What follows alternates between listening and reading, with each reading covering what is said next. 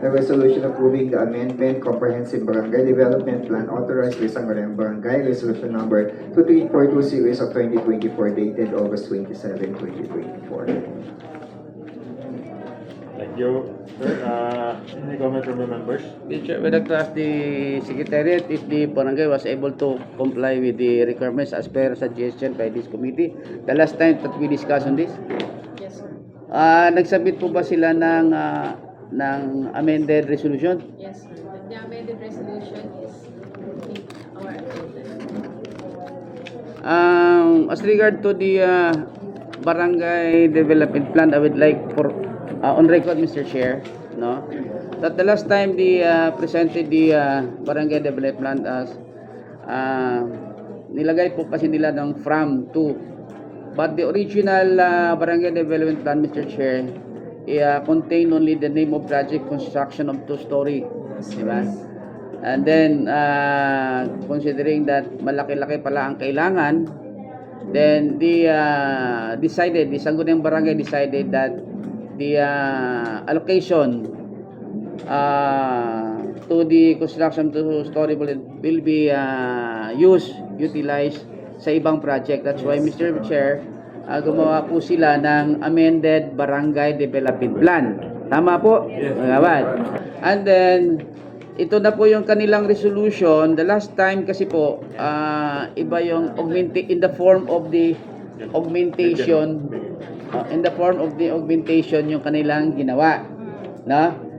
Hindi naman po kasi applicable yung augmentation doon, but because ang kailangan po nila is babaguhin lang po nila yung proyekto na nakalagay sa barangay development plan nila, no? Now, Mr. Chair, nandito na po yung tamang resolution. Tumama din. Finally, no? Ang resolution approving the amended comprehensive development plan. Di po ba?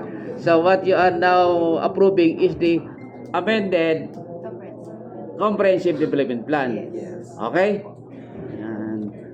Galing-galing ni Kagawad Alfie talaga. Anong project niya? Ito parang. Ito Ito na Your yun. Honor, initially funded for the construction of 2-story building, Tapos ngayon, but now for the installation of solar street lights and CCTV. Right? Mr. Chair, magsasabit sila nung ito na yung amended. Ano ba yun? Ayun. Ayan. Ito na yung maging attachment nila, Mr. Chair. Hindi mo itsura, Mr. Chair. Iba. Ngayon. Ito na ngayon. Ang pinaka-final nila. Okay? Hindi ka nang bigay dito, atay. Ng kopya? diba? Ay, ano ba yan? Oo. I-receive na lang. Oo, put We will just record. put on record that the Barangay Santa Monica submitted their amended version of the resolution number 2343 series of 2024. And the amended barangay With development plan. amended Barangay development plan. Sa wakas, Mr. Bigay ko Chair. na lang po kay Ma'am Mayla or hawakan niyo muna. Kailangan nila magsabit, Mr. Chair. Okay. May copy po. Meron na kayong kopya, pero papareceive yan pa rin, ha? Tatakbong kasi requirement yan na mapareceive doon sa baba. Ano, ha? Papalisin na lang po kahit 3 copies na. So, marami sasabihin pa ba ang barangay treasurer? In behalf po ang Barangay Santa Monica, kami po yung nagpapasalamat po sa pag-approve po ng aming... Hindi pa namin na-approvehan eh. Wala pa akong motion to approve. Sorry po, attorney. Sorry po. With that.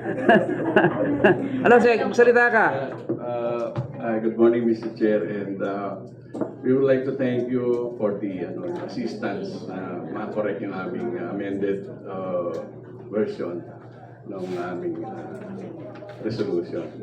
And our barangay chairman is attending a seminar, so he wasn't able to attend. Para madagdagan po na talagang kami po ay tumutulong po dito. Ang mga motion to approve po niyan yung si Atty. Maraming salamat po. In advance, attorney. Wala kang copy. Wala. Ito pare.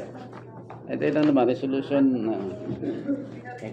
District 3. District 5. Mr. Fine.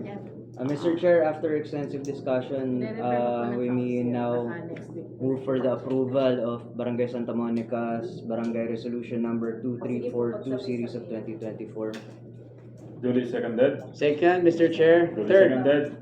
The Approve na approve. the resolution number 2342, series of 2024, Barangay Santa Monica is passed. Pass and review. Thank you. Thank you. Thank you po, sirs. Thank you very much po. Very active yan si Kagawad. May sabi na lang sa kapitan nyo, ha? Maayos din, ha? Thank you po. Maayos din, ha? Ay, sir, thank you rin sa pagpunta.